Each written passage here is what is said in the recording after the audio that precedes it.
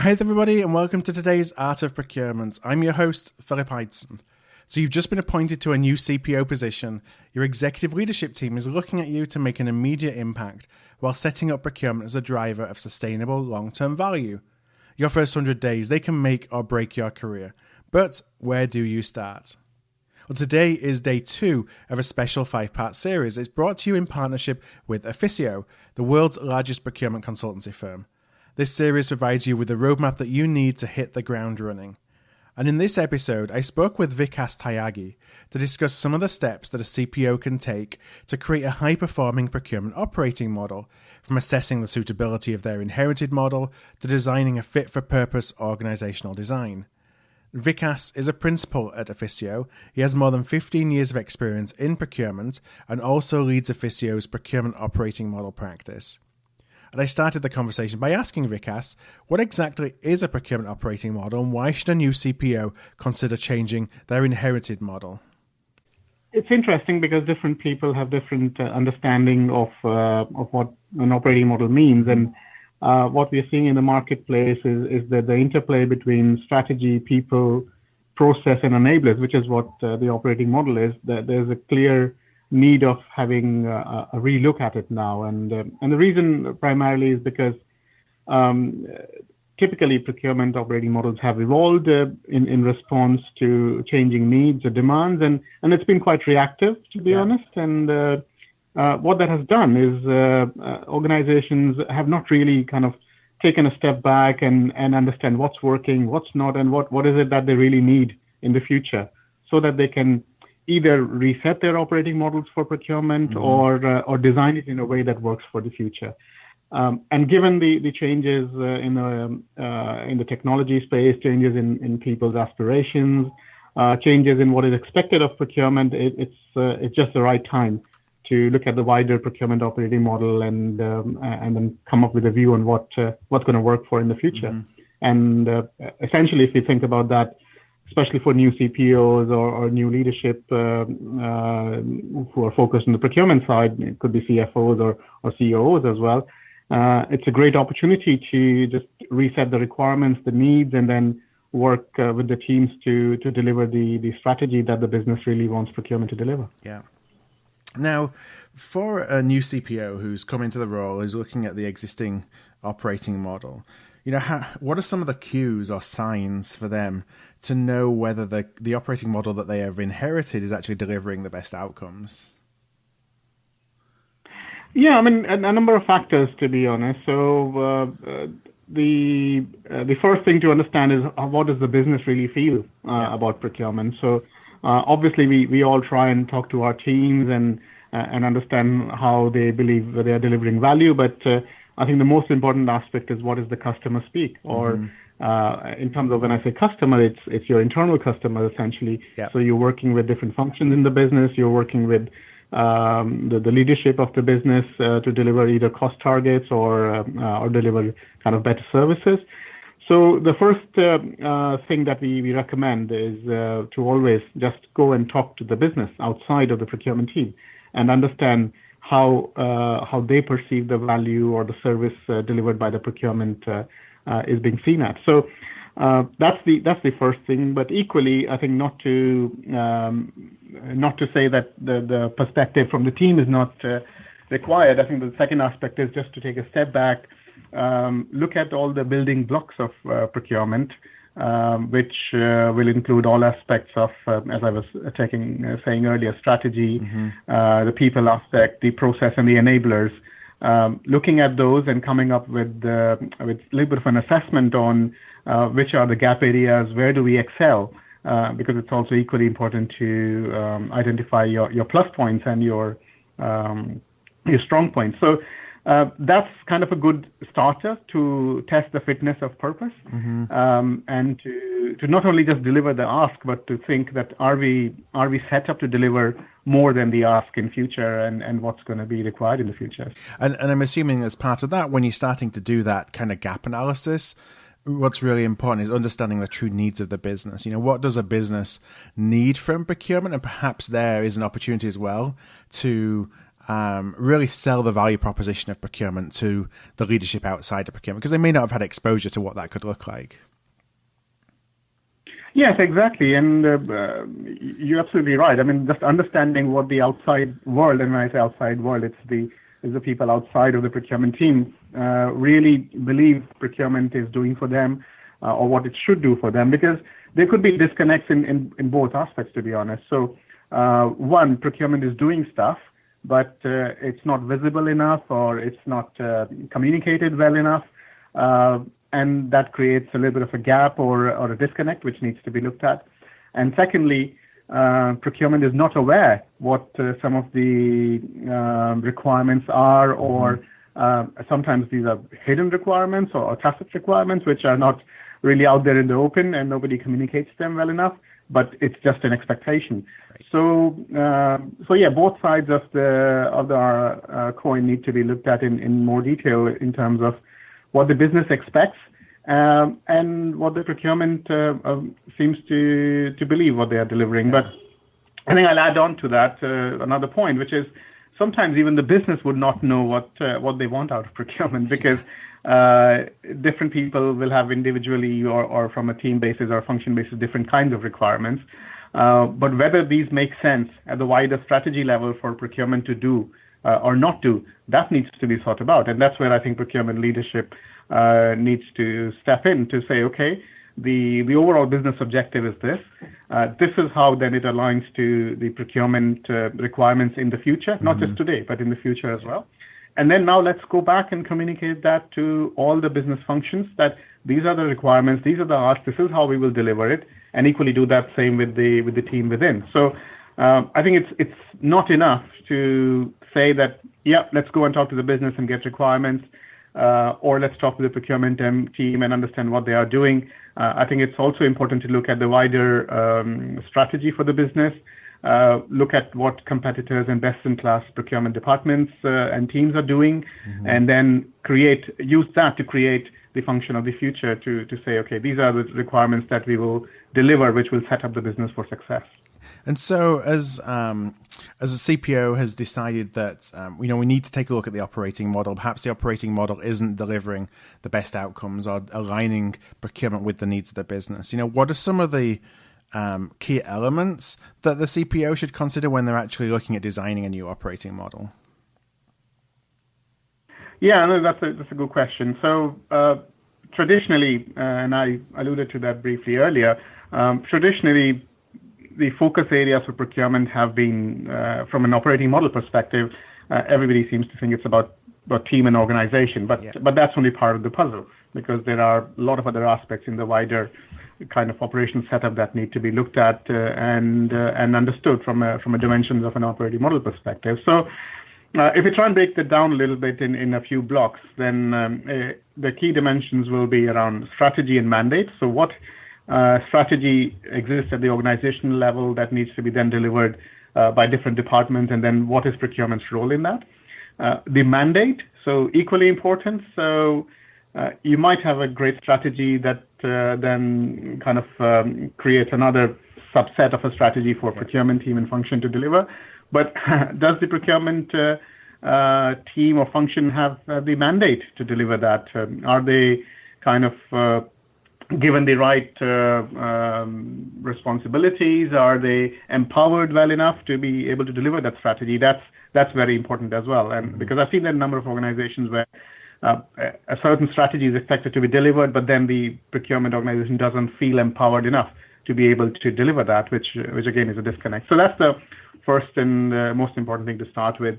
Organization people, so absolutely that's a critical and important part of it. So when I say organization, it means how the teams are structured, who are they reporting to, what kind of dotted lines, solid lines exist, what is the detailed RACI or the RACI matrix between different teams and departments. So it's not just about procurement people, but stuff that is happening outside procurement, related to procurement, and how our responsibilities and functions kind of delineated properly. Is there clarity between that?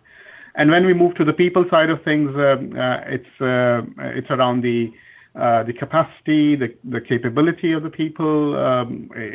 Do the numbers that we have internally the right numbers? Yeah. Do the skills the team have are the right skills? Do these need to be refined, updated? How do we go about that?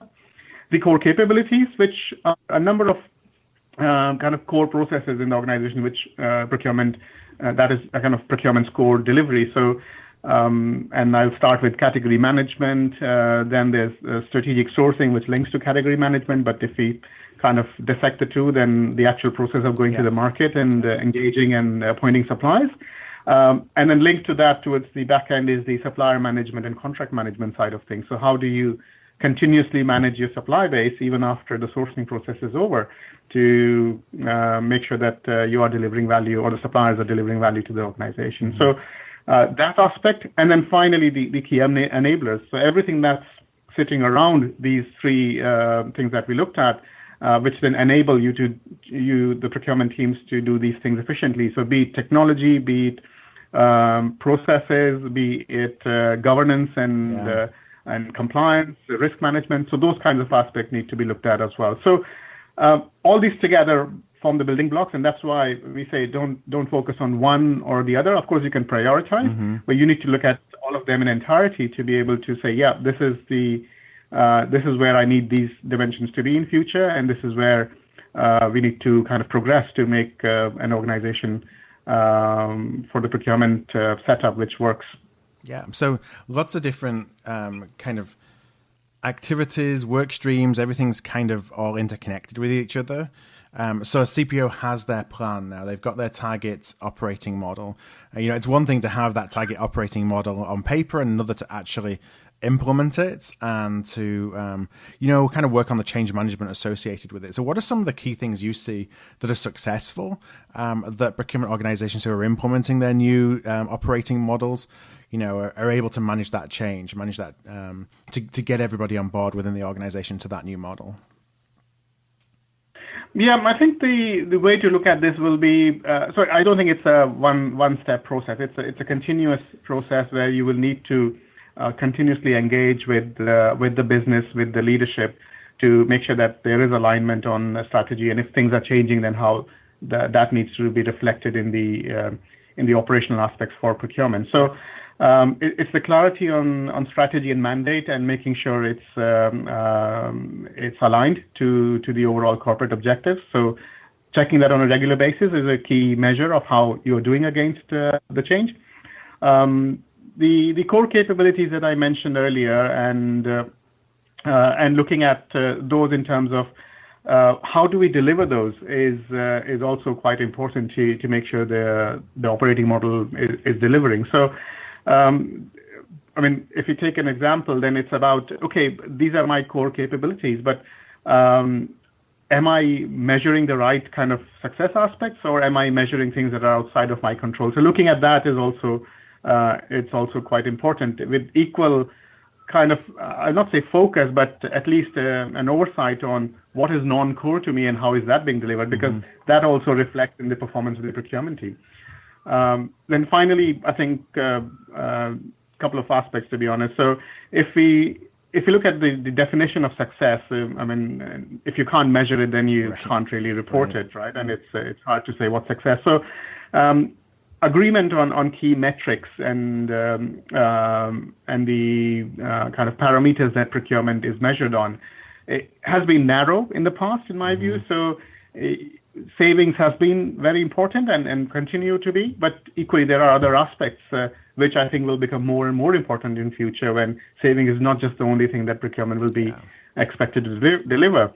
So I think just definition of these metrics very robustly upfront, and of course you align with the leadership to say, tracking on savings, tracking on kind of service levels to the business, tracking on looking at new innovative way of delivering supplier improvement. So those kinds of things need to be thought about and brought into focus to say then, yes, we are meeting those objectives and we are delivering against the plan. And then not to discount the fact that you need to look at a 360-degree approach to understand the efficacy and efficiency of delivery. So not just talking to leadership, but equally the business departments, which I mentioned earlier, but also the users on the ground, right? So they need to be there needs to be some sort of a model around which you engage them and understand, okay, how do they believe and perceive the services being delivered from procurement. So all of these together need to be kept in view to be able to say, yeah, the operating model is performing and we are delivering to plan. Okay, so my last question today, this series is all around the first 100 days of a CPO. And, from the different areas that you shared in terms of going through that journey, how would you look at this from a timing perspective? What are some of the key decisions that you would anticipate a new CPO who is looking at building a new operating model, or really seeing if the existing operating model is fit for purpose? What's that timeline usually look like?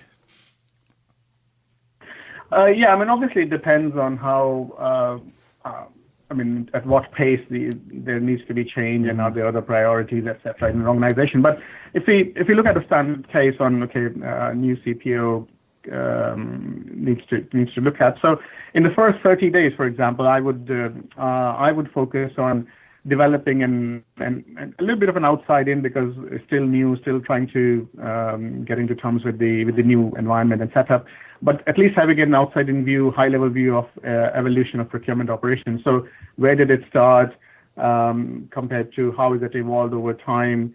What has been working, what's not? Developing a perspective of that in discussion with the internal leads in the team, in discussion with some of the key stakeholders in the business who interact with procurement quite a lot. So that to me is the first step, because that will tell the new starter that yes, what is the perception outside and what is the perception inside, and of course you use your discretion around and your experience to understand and refine the detail around that, so when you progress further. But within 30 days, that's the first thing I would do.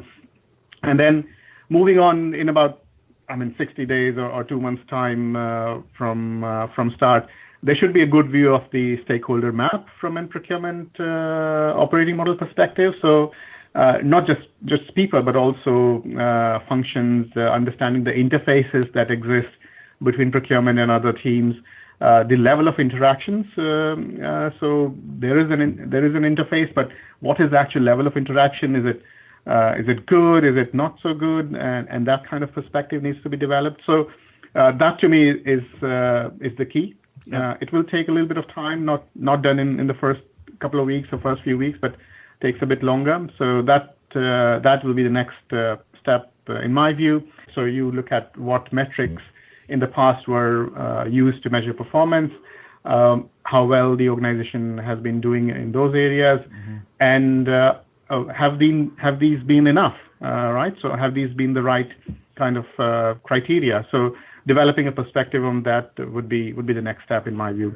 And then if you look a little bit beyond, when you're talking about 100 days or 3 to 4 months time, then I think that's when you are really getting into the detail around developing a view of the key future objectives, because you've now had interactions with the business, you now had interactions within the team, and you also know a little bit about the user base that interacts with procurement on a regular basis. So, and of course, you're bringing in external perspective as well. So developing this initial view of the future objectives, not just today's requirements, but the future objectives for procurement. Having a plan against it, at least an initial one, to undertake a detailed assessment. Now, then you start mapping out and say, we are here today. In 6 months' time, or 12 months' time, or 3 years' time, this is where we need to be or want to be, and these are the actions that need to be then kind of initiated against those. So that to me, in I think 3 to 4 months time period, where other priorities do not completely take over, I think is something a new CPO, we would expect a new CPO to start looking at. Hi there, I want to thank you for listening into today's podcast as part of our series that helps you take the actions that you need in your first 100 days to position procurement for long-term success. If you'd like to get more insight into how to approach your first 100 days, or to reference all the tips that are covered in this series, Efficio has created a handy downloadable checklist. It's really easy to grab your copy of this checklist. All you need to do is go to artofprocurement.com/100 days. That's artofprocurement.com/100 days.